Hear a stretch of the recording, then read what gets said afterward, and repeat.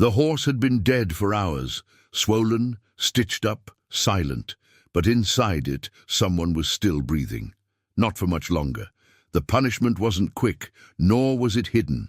It was a warning. This is where the traitor ended, and where the legend the Empire preferred to forget began. And if you, like me, are drawn to real stories that challenge what history books tell us, subscribe now so you don't miss the next chapters. And let me know in the comments what country you're watching from. I always read them, because some punishments were so extreme they were never written into law, but carved into fear. He arrived with shackled feet and watchful eyes. He came from a land where mountains touched the sky and rivers spoke like oracles. But there, in the Empire's camps, he was just a captive, one more among the many dragged along during conquest campaigns. They called him Asha, a word that could mean either dust or witness. No one knew for sure what language he spoke, but everyone knew he listened more than he talked, and that, in that place, was dangerous. Asha wasn't strong like the others, nor especially skilled in battle, but he had a sharp memory. He watched the generals, the maps, the rituals, and when asked what he had seen, he answered with unnerving accuracy. He knew where water was running low. He knew where horses were falling ill. He knew who was lying in the meetings. Some said he was touched by desert spirits. Others believed he had been trained in temples before falling into disgrace. The fact is, even as a slave, he began being consulted for minor decisions. Then, for major ones. But that quiet rise came at a price. The more Asha was heard, the more hatred brewed among the free men. A slave had no business advising nobles. He wasn't supposed to understand strategy, and most of all, he should never be seen as essential. Rumors began to spread that he was poisoning enemy horses, that he could read secret messages hidden under the skin, that he spoke with the dead between battles. No evidence, just suspicion and fear, until one day a caravan was ambushed, and someone pointed the finger. Asha, they said, knew the route. Asha was nearby. Asha didn't protest. There was no trial in court. It took place in a stable, and the horse they chose had belonged to the general who died in the ambush. Asha wasn't the first, and he wouldn't be the last. In places where empires forged their own gods and redefined life and death with decrees, an error, or even just the suspicion of one, was treated as a betrayal of the cosmos, and the punishment had to reflect that. Killing alone wasn't enough. The fall had to become spectacle, disobedience had to become disgust, flesh had to become a symbol. In the heart of the Mongol Empire, each territorial advance was sustained not only by horses and swords, but by harsh codes of loyalty. The Yasa, the law created by Genghis Khan, viewed betrayal as a spiritual fracture, a crack in the divine order that had to be sealed with fear. That's why the most extreme punishments weren't for declared enemies, but for insiders, those who betrayed shared blood, granted trust, or the silence expected. The tale of a body sewn into a horse appears in scattered records, always whispered with a tone of warning. It's said that by placing a living man inside the carcass of a sacred imperial animal, the horse, the condemned wasn't just killed, he was denied. Turned into an abomination, cursed inside and out. The heat of decomposition sped up the end, while maggots, stench, and panic closed in. It was an execution and an exorcism, a silent warning echoing across the fields. Rome, in its own way, mastered the theater of punishment.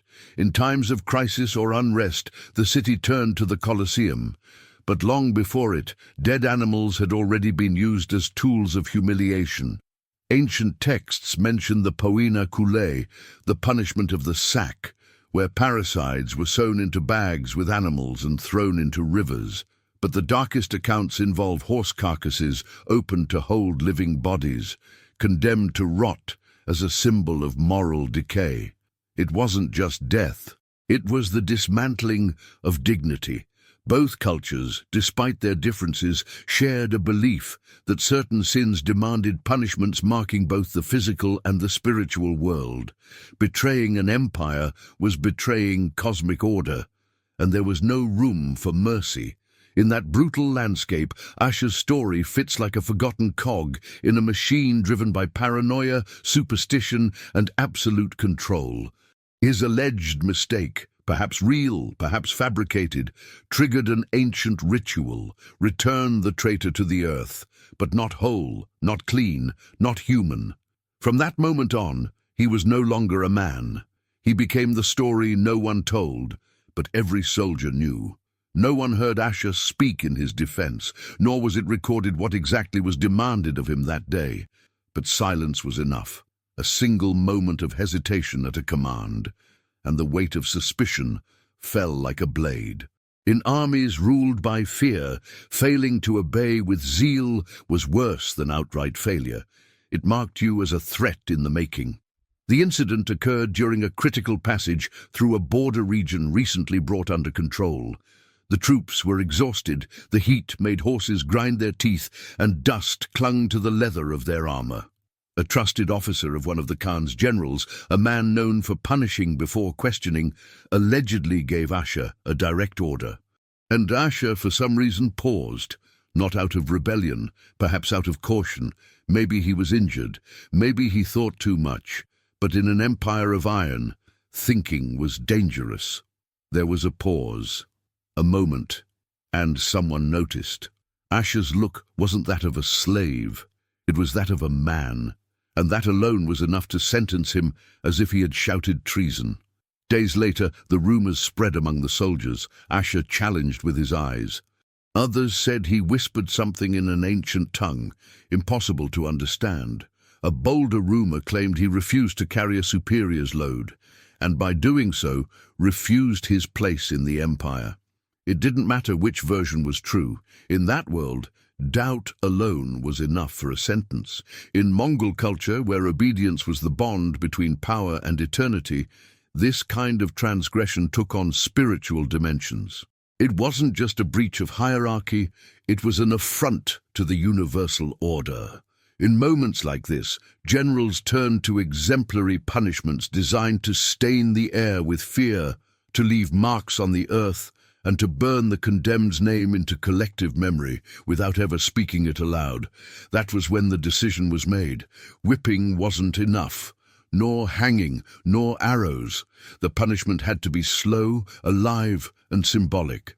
A penalty that would turn Asher into part of the very ground he walked on, something between beast and flesh, between servant and shame. The next day, he was taken from the camp blindfolded. There was no trial. Only ritual. An old horse, dead from exhaustion, was prepared in silence. Its belly was opened, the organs removed. Asher would be placed inside, as offering, as lesson, as living curse. The turning point was complete. From obedient soldier to symbol of dissent, Asher had crossed a line few noticed until they stumbled over it. His body didn't vanish. It was hidden inside another. And his story, stitched into the horse's hide, didn't live on in books, but in the nightmares of those who dared to hesitate too. The chosen field lay near the river, where the soil was firm and screams didn't echo easily. That's where the punishment would be carried out. Far enough for the nobles to remain unstained, but close enough for the news to spread like smoke. The horse, old and exhausted after weeks of marching, had collapsed 2 days earlier. And it was this same body that would become the vessel of punishment. The men tasked with the preparation weren't ordinary soldiers. They were called the Shadow of Steel, trained not just to kill, but to turn punishment into message. With curved blades and practiced hands, they opened the animal's belly in silence. No movement was clumsy. Everything followed a ceremonial rhythm, as if the horse was still an altar, even in death. The entrails were removed with ritual precision. First the stomach, then the intestines, and finally the heart. Nothing was wasted. The parts were burned in small pyres around the site, while a foreign monk whispered words in an extinct tongue. The air smelled of meat, blood, and incense, as if someone were trying to mask cruelty with ancient perfumes. Inside the carcass, handfuls of myrrh leaves, tamarind bark, and jasmine roots were placed. According to the Punisher's tradition, these herbs would delay decomposition and keep the internal air barely breathable for a few hours, not out of mercy, but to prolong the condemned man's awareness. The idea was that he would know where he was until he no longer could. The crowd began to gather even before sunset. Peasants, servants, low-ranking soldiers, children on their fathers' shoulders, women with veils over their faces. Some came out of duty, others out of fear, many out of morbid fascination. It was rare to witness such punishment. Some claimed it was only a legend, others said it happened only when the throne trembled. The prisoner was brought with his wrists tied by vines, his body naked except for a dark cloth covering his face. No one called him by name. He was only the traitor. But something unsettled even the hardest among them. He didn't cry. He didn't scream. He just walked, as if he had been heading toward death since the day he was born. One of the generals climbed onto a small, improvised platform. With a firm voice, he declared that the punishment wasn't just for disobedience, but for spiritual defilement. He said the empire was like the horse, strong, noble, obedient, and that anyone who tried to inhabit that body without honor would end up like Asher, suffocated by his own audacity. When the prisoner was placed inside the animal's cavity, the sound heard wasn't a scream. It was a thick silence, as if the very air had been stitched to the horse's hide. The needle used was the size of a dagger, the thread made of ox tendon, and each stitch was made before an audience that, silent as they were, would never forget what they saw. The first stitching began at the rear legs, where the skin was still fresh but firm. The two men in charge moved with ritual precision. One held the animal's hide, the other pulled the tendon with steady force, driving the needle through muscle, fat, and time. The crowd watched in silent shock. There were no cries, only the dry sound of each stitch, one after another, as if someone were braiding the end of a life into the rhythm of a curse. Asher still moved. His short breaths made the horse's flank pulse slightly, revealing the life within death. When he tried to rise, the muscles compressed by the carcass pushed him back, as if death itself rejected him. An officer whispered something about a restless spirit and ordered the linen cloth covering his face to be removed. It said that, at that moment, Asher's eyes didn't beg for help. They simply stared, with strange calm, at the sky. They stitched the horse's chest last. The heat inside the carcass, intensified by the herbs and the sun, began to produce vapors.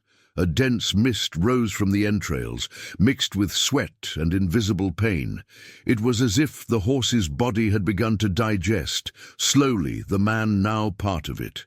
A monk, beside the ash altar, burned mulberry leaves, a symbol, according to some lost writings, of eternal forgetting. This was not just a death, it was an erasure.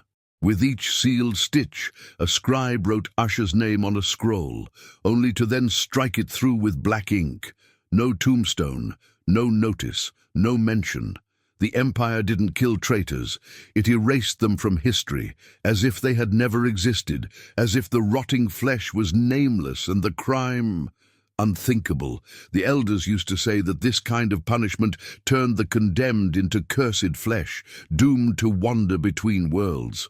Some believed the traitor's soul remained trapped inside the animal, condemned to rot for all eternity, neither man nor beast. Others claimed his spirit fused with the earth, poisoning the roots, cursing the harvest, causing everyone to know, without knowing, that something impure was buried there. Night fell slowly. The crowd had dispersed, but the generals remained around the horse as if guarding an open grave. When the last stitch was done, one soldier sprinkled salt over the seam, another ashes from the altar, and the oldest among them said in a dry voice, "May your memory die with your flesh." Then they left. The next day the site was covered with stones. No marker, no ceremony. and a decree was issued from the palace. The mentioned name has been removed from imperial records for disloyalty and must not be spoken again. The body was sealed, the memory forbidden, but the earth, as always, would remember. Over time, the records vanished, names were changed, and the details of the execution were lost among conquered lands and forgotten tongues. But the story, or what remained of it, survived in the margins, not in the gilded scrolls of palaces, but in whispers around campfires. Between a sip of sour wine and a piece of raw meat, newly recruited soldiers would hear the warning, "Never look a general in the eye, or you'll end up like the man inside the dead horse." That's how it began, with fear. A fear that didn't come from enemies but from command itself, from those who had the power to kill twice, once in the body and again in memory. Older soldiers spoke softly, almost in prayer, when recounting that on certain moonless nights near the old execution site, muffled sounds could be heard coming from the ground, as if someone were slowly moving beneath the stones, not a ghost that screamed, but one that still breathed. In some versions of the legend, Asha's name was never mentioned. In others, it was replaced with the one who disobeyed. But the setting was always the same, a dead horse, hastily sewn shut, and a living man who ceased to exist before he even died. The most disturbing part, the ritual wasn't remembered as an exception, but as a possibility. A warning no warrior dared to test.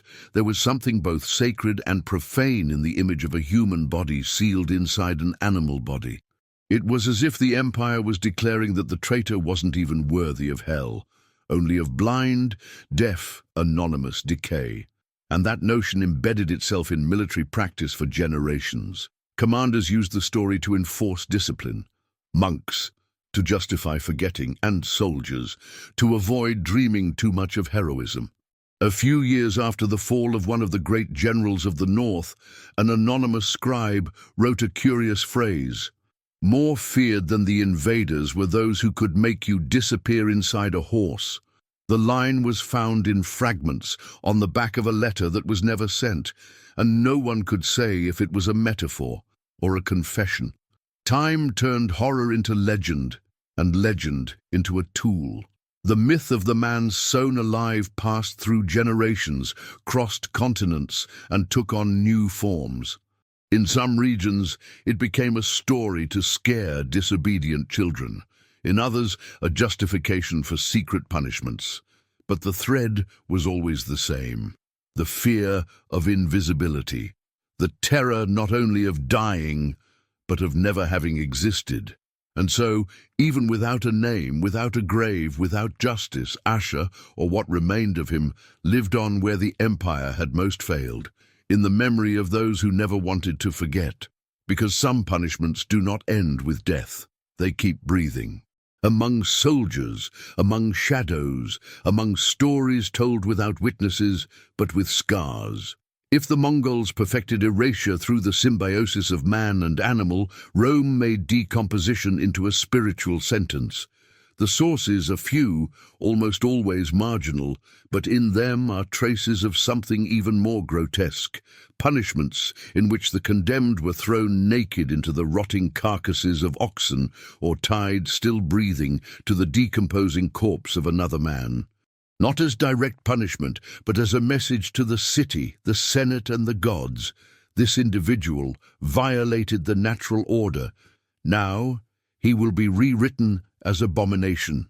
One of the most symbolic records comes from Suetonius, recounting punishments during the reigns of paranoid emperors.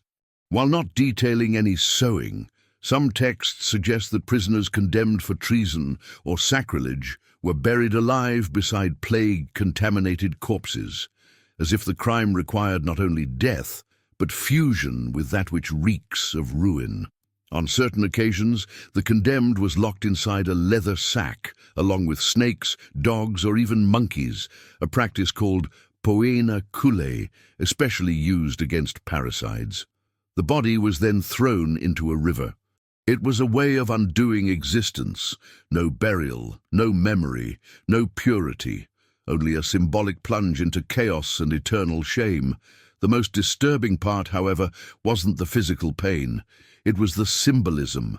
The union with a dead animal, or the forced presence beside a corpse, served as a reverse rite of transgression. The criminal wasn't simply removed from society, he was expelled from the cosmos. No temple would accept him, no soul would claim him, no headstone would name him. Some modern scholars see in these rites an echo of the symbolic sacrifices practiced on the fringes of the empire, where the body, when mixed with the putrid, became a channel for collective purification. But purification came through horror, through the denial of dignity. Contrary to what many believe, Rome wasn't only glory, marble, and rhetoric. It was also entrails, ropes, and forced silence. Behind the arenas and away from the public eye were punishments even emperors avoided recording. Because some deaths stained more than they punished. The practice of concealing these methods didn't come from guilt, but from strategy. It made them more effective. The less people knew, the more terrifying the punishment became. And so, generation after generation, Rome built not just an empire, but an imagination ruled by fear.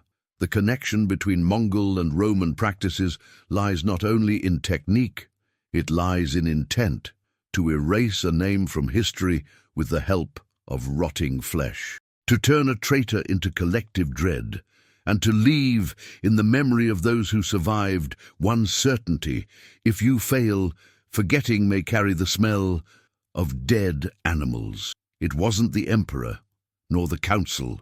The one who ordered the Sewn horse punishment was a frontier general, one who mixed the sword with superstition. His name appears fragmented in old reports. Arkat Temur, a commander known as much for brutal discipline as for devastating success on the battlefield. He was the one who, according to the few surviving records, instituted the ritual as a way to indoctrinate fear among the newly conquered. The official justification was simple: preventive control. For Arkat, any sign of hesitation was a sign of impending betrayal, and any traitor, real or imagined, needed to disappear with enough force that others would never consider repeating the act. The practice of sewing a man alive into a dead horse was thus born as an example, but not of justice, of psychological supremacy. The problem was that Arkat didn't face only external enemies. Inside the army itself, there were those who questioned his methods. One captain, a descendant of shamans, secretly denounced that the punishment violated the sacred rights of battle animals. He said, "The dead horse screams in dreams," and that some condemnations curse the punisher, not the punished. The complaint reached the Imperial Council's ears, but was shelved as village superstition. Arkat remained unpunished for a while, but the rumors didn't stop. In the next 3 campaigns, his troops fell ill without visible cause. In another, the horses refused to advance, even under the whip. Then came the deserters, many of them, all saying they'd rather die far away than risk being mistaken for traitors and turned into rotting offerings. The situation became untenable. Arkat was summoned back to the capital under the pretext of accountability, but he never arrived. His convoy vanished while crossing a sacred swamp, where, curiously, no trace was ever found, except a dead horse, bloated with stitch marks on the outside.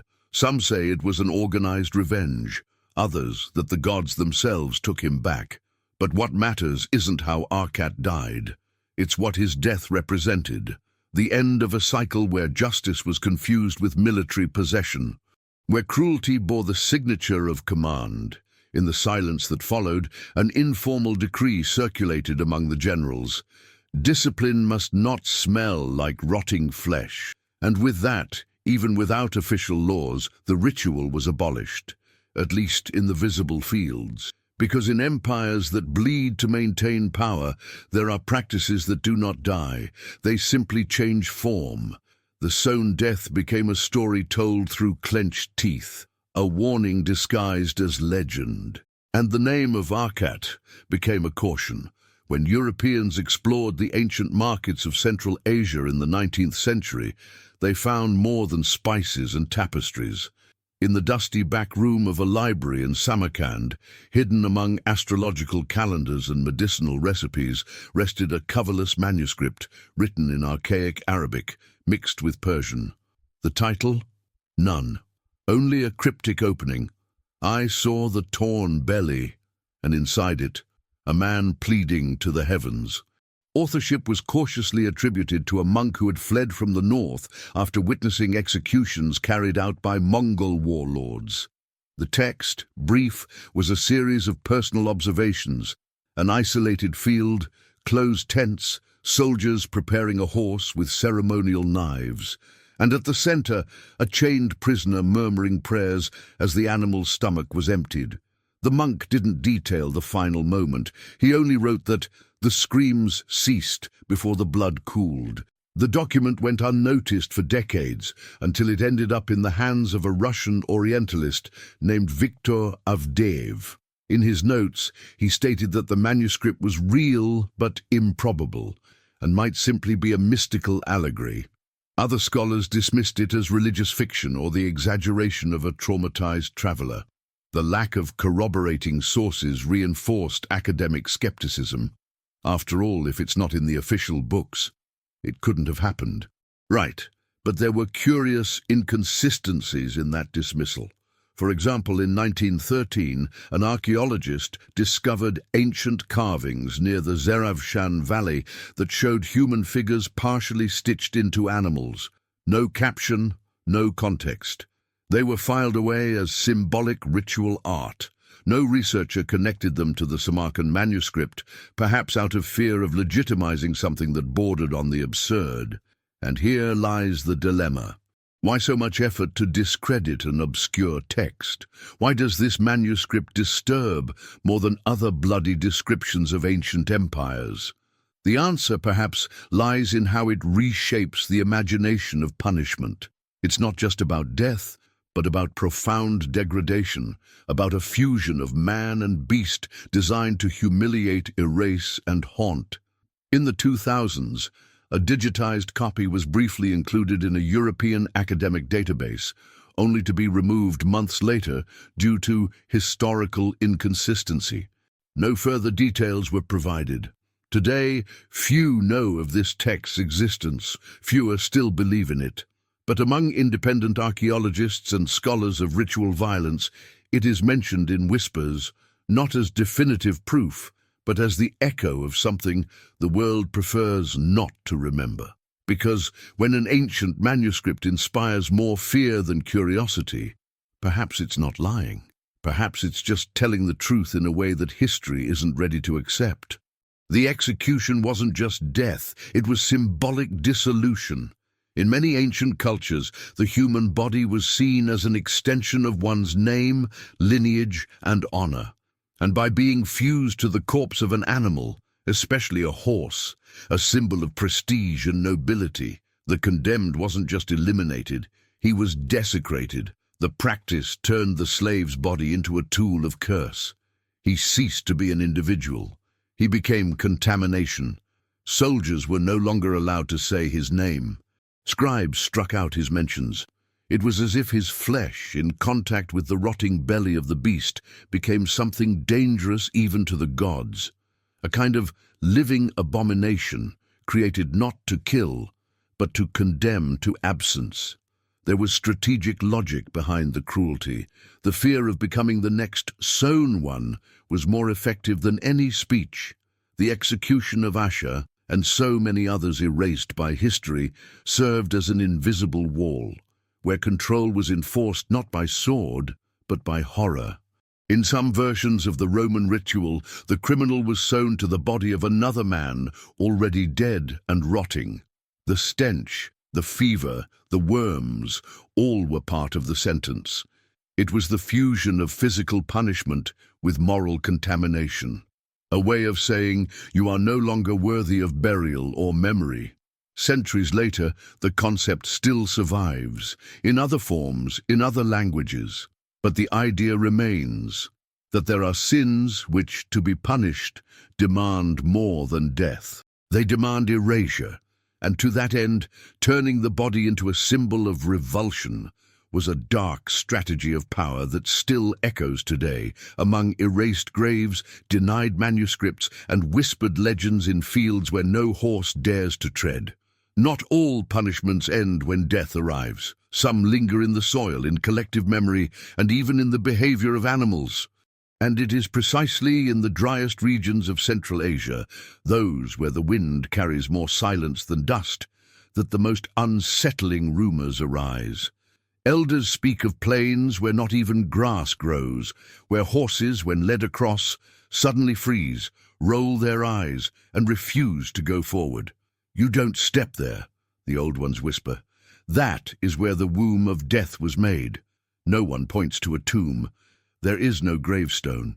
But there is something, an invisible trace of an act that, even without living witnesses, seems not to have been forgotten by the land. Russian explorers in the 19th century recorded accounts of areas with dead vegetation in rings, as if something had burned the soil from the inside out. No agricultural, climatic, or mineral explanation sufficed, but in the oral histories of nomadic peoples, one phrase repeats, "Where there was sowing, there is no harvest." The punishment of the man inside the horse transcended execution. It became a geographic curse. The idea that a crime against a body, even if that body was considered a slave, traitor, or unworthy, could soil the earth, was present in many cultures. For many steppe peoples, the soil was more than ground. It was a spiritual witness, and defiling it with an impure death meant cursing it for generations. In certain extinct dialects, linguists identified a linguistic shift that reinforces this perception. Words like to be sewn, to be sealed, or to be closed in skin came to hold a second meaning. No longer just physical, but spiritual. They were used to describe people who were contaminated, nameless, or condemned beyond return. In loose translation, sewn became synonymous with cursed. Deet. This linguistic legacy, along with the barren fields, the avoided stories, and the preserved silences, reveals something deeper than the brutality of the punishment. It shows how the act of turning a body into a tool of erasure can echo for centuries. Because perhaps somewhere between fear and the silent earth, the memory of that prisoner who last breathed inside a dead horse still unsettles even the wind. The sowing ended, but the idea endured. The empire fell, the generals died, the horses returned to the plains, but the ritual silently reinvented itself. No longer with needles and tendons, now with dark cells, torn documents, and identities erased by institutional silence. What was done to Asha, or to whatever name was ripped out along with the flesh, never entered any legal code. It was punishment outside the law. Because when power wants more than to punish, it wants to erase, not just to destroy the body, but the memory. Not just to condemn, but to turn the condemned into an irreversible absence, a space where someone once existed. And this logic of erasure didn't stay on the steppes or in forgotten manuscripts. It crossed continents, changing shape. In the 20th century, political prisoners in totalitarian regimes disappeared without records. Their names crossed out from certificates. In war zones, bodies were buried under false markers or left as carrion for animals. The method disguised itself as modernity, but the essence remained, to kill someone in a way that even their memory dies with them. In some Asian dictatorships, there are accounts of soldiers locked inside metal barrels in the desert. In Latin America, bodies were tied to already decomposing animals to inspire terror and moral disappearance. None of this is officially acknowledged, and perhaps never will be. But these echoes of the original punishment reveal something no empire admits, that forgetting, when inflicted through ritual cruelty, is more effective than death. There are no more sewn horses, but there are sealed archives, nameless graves, and stories survivors are too afraid to tell because the punishment never needed official continuation. It survived between the lines, in the corners where fear still speaks louder than justice. And maybe that's why Usher's ritual, the man who breathed his last inside a corpse, remains more alive than any decree. If this story shocked you, know this. Punishment doesn't end when the body stops breathing.